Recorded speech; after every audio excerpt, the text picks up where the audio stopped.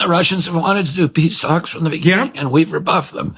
Right. I will settle this on day one. I will stop the killing on day one. I'll stop the killing, and the settlement is obvious, right? The Russians have wanted to settle this from the beginning, and they've been very clear about what they want. They want NATO to make a pledge to not come into the Ukraine, which we should have done. We shouldn't have put NATO into 14 countries.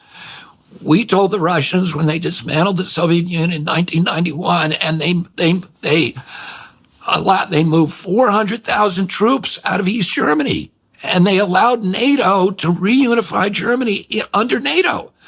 And they said our condition for doing that, this tremendous conciliation that we're making, is that you never move NATO to the east. And George Bush told them, we will not move NATO 1 inch to the east. And in 1997, Zbigniew Brzezinski laid out the plan, which has then happened, where we moved it not 1 inch, but 1,000 miles to the east, 14 nations, and then we put Aegis missile systems in Poland and Romania, which are nuclear capable. So they're a few minutes from Russia. They can decapitate the entire Russian leadership before, if we wanted to start a preemptive war.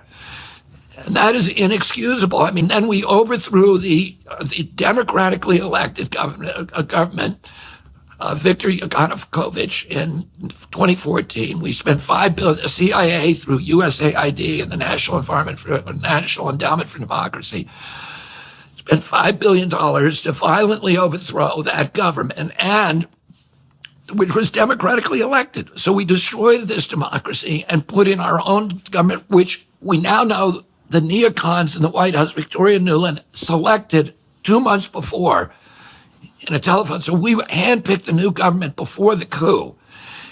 We put a new government in that immediately makes a civil war against the Russian population of Donbass, bans the Russian language, kills 14,000 of them, and then starts training with NATO. And there were a lot of provocations.